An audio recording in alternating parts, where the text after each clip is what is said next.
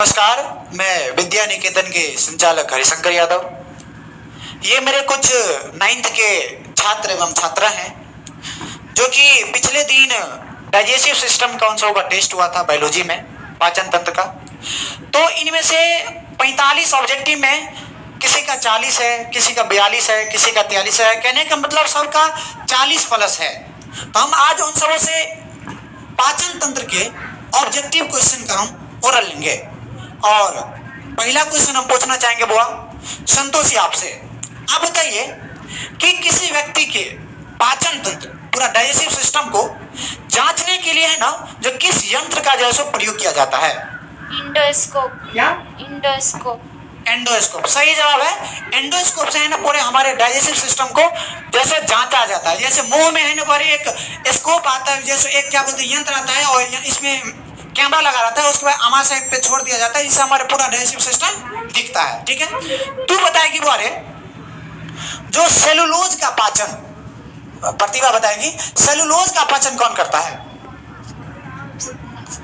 Option है बारे मनुष्य, जानवर, सांप, इनमें से कोई नहीं। जानवर। कौन? जानवर। सही बात है। वह सेल्यूलोज का पाचन कौन कर पाता है? जानवर। जैसे देखो सेल्यूलोज है ना, जो पेड़ पौधा समय पाया जाता है, पत्तियां समय पाया जाता है, घास समय पाया जाता है, तो उसका पाचन जो है सो व्यक्ति सब नहीं कर सकता, उसका पाचन सिर्फ जानवर ही करेगा। अगला क्वेश्चन बताएगा तुम बारे। जैसे खूर वाले जानवरों का, जिसमें खूर रहता है पैर के तरह, खूर वाले जानवरों का आमाशय के सबसे बड़ा हिस्सा कौन सा होता है? रुमेन। क्या? रुमेन। सही जवाब है। तू बताएगा वो धर्मेंद्र कि पानी का अवशोषण, एब्जॉर्प्शन है ना हमारे शरीर में, पानी का अवशोषण कहाँ होता है? बड़ी आंत में। बहुत बढ़िया जवाब है। बड़ी आंत, सही जवाब है। तू बताएगा बारे बड़ी आंत की लंबाई 1.5 मीटर। सही बात है। ये बताओ बारे जब लैक्टोज है ना, जैसे दूध सब में लैक्टोज पाया जाता है, तो हमारे शरीर जब लैक्टोज को ठीक से नहीं पचा पाता है तो इसको क्या कहा जाता है? लैक्टोज असहीनता। लैक्टोज असहिष्णुता, सही जवाब है। तू बताएगा बारे कि छोटी आंत में, जैसे हम बताए थे छोटी आंत में थोड़ा थोड़ा उंगली नुमा विलाई था ना, तो विलाई का कार्य क्या होता है? ऑप्शन है ये अवशोषण क्षेत्र को घटाता है, अवशोषण क्षेत्र को बढ़ाता है, दोनों इनमें से कोई नहीं। अवशोषण क्षेत्र को बढ़ाता है। हाँ, ये अवशोषण क्षेत्र को क्या करता है बोले? बढ़ाता है। अगला क्वेश्चन वो संतोषी तुमसे है कि जैसे हमारे पेट में वो HCl होता है, HCl एसिड, हाइड्रोक्लोरिक एसिड, जैसे और पेप्सिक नामक प्रोटीन होता है और एंजाइम होता है और म्यूकस निकलता है। ठीक है, तो ये बोले कौन सा ग्रंथि निकालने का काम करता है? गैस्ट्रिक ग्रंथि। कौन सा ग्रंथि? गैस्ट्रिक ग्रंथि। गैस्ट्रिक ग्रंथि, सही जवाब है। तू बताएगी बोले कि पित्त के कार्य को क्या कहा जाता है? ऑप्शन चाहिए है पित्ताशय, पाइसीकरण, दोनों इनमें से कोई नहीं। पाइसीकरण। क्या? पाइसीकरण। सही जवाब। तू बताएगा बारे कि निम्न में से कौन सा एंजाइम है ना अग्नाशय द्वारा, पैनक्रियाज द्वारा स्रावित होता है? ऑप्शन चाहेगा? ऑप्शन है लार एमाइलेज, ट्रिप्सिन, पेप्सिन, इनमें से कोई नहीं। देखो जैसे क्वेश्चन है अग्नाशय द्वारा स्रावित होगा, बोलो जवाब चाहेगा? पेप्सिन। गलत जवाब, ट्रिप्सिन। अग्नाशय पैनक्रियाज से ना ट्रिप्सिन एंजाइम निकलता है। तुम धर्मेंद्र बोलेगा कि ड्यूडेनम किसका पार्ट है? तुम बताए थे कि 3 को कुछ होता था, ये ड्यूडेनम किसका पार्ट है बताओ? छोटी आंत का। बहुत बढ़िया। और अपना सब जानते हैं कि छोटी आंत में 3 को भाग होता है। पहला जैसे ड्यूडेनम, दूसरा जेजुनम और तीसरा इलियम। तो ये छोटी आंत का पार्ट है। सही जवाब। तुम अब जैसे रीति क्यों जवाब देगा बोले कि कार्बोहाइड्रेट, प्रोटीन और वसा का पूर्ण पाचन स्थान कहाँ है? छोटी आंत। सही जवाब है। तू जवाब बोला बोल पूर्ण पाचन कहाँ होता है? छोटी आंत में। सही जवाब है। तू बताएगा बारे कि छोटी आंत में कुल कितने एंजाइम का स्रावन होता है? 3। सही जवाब है। तो बताएगा आप संतोषी कि अग्नाशय द्वारा है ना, अग्नाशय द्वारा कौन कौन से एंजाइम निकाला जाता है? पेप्सिन नहीं, देखो एमाइलेज, लाइपेज और ट्रिप्सिन निकालते हैं पैनक्रियाज। तो बताएगा बारे कि हमारे आहार नाल में जो है अम्लीय आहार को क्षारीय में कौन परिवर्तित कर देता है? ऑप्शन है पितरस, बी है अग्नाशय, सी है पित्ताशय, डी में से कोई नहीं। गलत जवाब बारे, उसका आंसर होगा पितरस। तू बताएगा बारे मानव के सबसे बड़ी ग्रंथि, मानव शरीर के? यकृत। सही जवाब है। ये बताओ तो बारे क्या पितरस में कोई एंजाइम पाया जाता है? नहीं। सही जवाब। पितरस में कोई एंजाइम नहीं पाया जाता। तुम बताएगा बारे कि पितरस है ना किसके पाचन के लिए महत्वपूर्ण भूमिका निभाता है? वसा। सही जवाब। पितरस का रंग कैसा होता है? हरा और पीला। बढ़िया जवाब है। तो आप जो है सो सत्यम बताएगा कि हमारे शरीर के सबसे बड़ी बाह्यस्रावी ग्रंथि कौन सा है? यकृत। यकृत है ना, पूरा शरीर का भी सबसे बड़ा ग्रंथि है और बाह्यस्रावी ग्रंथि का भी सबसे बड़ा। जैसे देखो हम ग्रंथि बताए थे जब कि ग्रंथि वाले 3 प्रकार का होता है, अंतःस्रावी ग्रंथि, बाह्यस्रावी ग्रंथि और मिश्रित ग्रंथि बताया था ना, जिसमें पेनक्रीज अग्नाशय से मिश्रित ग्रंथि का पार्ट है। तू बताएगी बारे कि यकृत का वजन 1.5 से 1.7। बहुत बढ़िया। तू बताएगी बारे यकृत का अध्ययन मतलब स्टडी ऑफ लिवर को क्या कहा जाता है? ऑप्शन है ऑस्टियोलॉजी, ओडोंटोलॉजी, हिपैटोलॉजी, इनमें से कोई नहीं। हेपेटोलॉजी।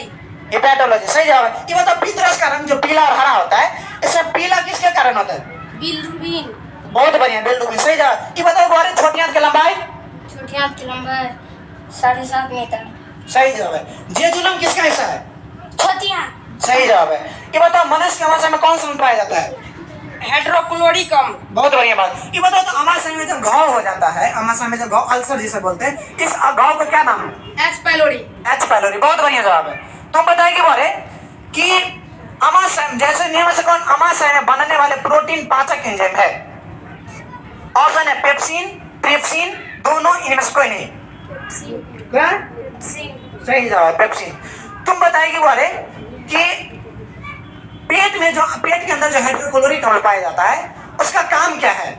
बैक्टीरिया को जिंदा करना या बैक्टीरिया को मारना, इनमें से कोई नहीं। बैक्टीरिया को मारना। बैक्टीरिया को मारना। तू बताएगा बारे कि जठर रस का पीएच मान, गैस्ट्रिक मतलब जठर रस गैस्ट्रिक जूस का पीएच मान? 1.2। सही जवाब है। तू बताएगा बारे अमाशय में मुख्य कितने भाग होते हैं? 3। सही जवाब है। अच्छा यही बता दो कि अमाशय का आकार कैसा होता है? जे आकार का। बहुत बढ़िया जवाब। तो ये बताओ ग्रास नली मतलब फूड पाइप का जैसा लंबाई कितना होता है? 25। हेलो डिस्चार्ज हो गया।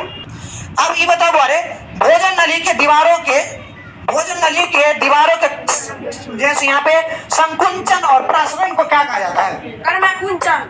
सही जवाब है। ये बताओ एलईएस जो कमजोर हो जाता है हमारा तो क्या होता है? अम्लीय ग्रास नली में आ जाता है। अम्ल जैसे हमारे पेट का जो अम्ल है वो हमारे फूड पाइप पे आने लगता है। तो बताएगी बारे कि सबमेंडिबुलर जैसे सबमेंडिबुलर किसका प्रकार है?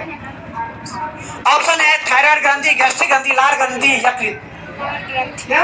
लार ग्रंथि। सही जवाब। जैसे तो तुम बताए थे बारे लार ग्रंथि है ना 3 जोड़ी होता है अर्थात 6 होता है, इसमें एगो क्या था बारे? तो एगो पैरोटीन, दूसरा सबमेंडिबुलर, तीसरा सबलिंगुअल। अगला जवाब जैसे तुमसे वह बारे कि कौन स्टार्च को माल्टोज में बदलता है? स्टार्च को जैसे हम जानते हैं हमारे स्टार्च है ना, जब पाचन तंत्र पढ़ाए थे तो स्टार्च यहाँ पे हमारे पॉलीसेकेराइड होता था, मालूम है कि नहीं? स्टार्च, सेलुलोज, ग्लाइकोजन होता था कि नहीं? तो हमारे शरीर में जो पॉलीसेकेराइड है उनको हमको क्या बोलते हैं कि सरल अवस्था में तो सरल कार्बोहाइड्रेट में तोड़ते हैं ना जी। तो यहाँ पे स्टार्च को है ना, स्टार्च को क्या बोलते हैं कि कहाँ है रे क्वेश्चन?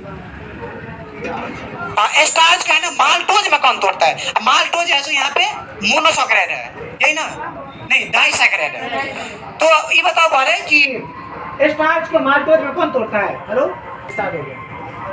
ऑप्शन है लाइसोसोम, लार एमाइलेज, दोनों, इनमें से कोई नहीं।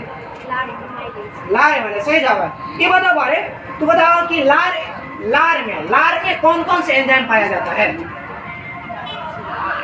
ऑप्शन बोल देंगे तो समझिए जाएगा। लाइसोजाइम और लार एमाइलेज। अब ये बोल रहे थे नहीं रे, लार में बोले दो एंजाइम पाया जाता है, लाइसोजाइम और लार एमाइलेज। तुम्हारा लास्ट क्वेश्चन है बारे कि लार क्या निकालता है? एंजाइम। यदि आप ही चाहते हैं कि आपका बच्चा अच्छे क्वालिटी के साथ अच्छे एजुकेशन प्राप्त करे तो निश्चित रूप से आप विद्या निकेतन से संपर्क कीजिए। और यहाँ पे क्वालिटी के साथ पढ़ाई कराई जाती है और हर एक सब्जेक्ट के विधिवत रूप से खत्म कराई जाती है। धन्यवाद।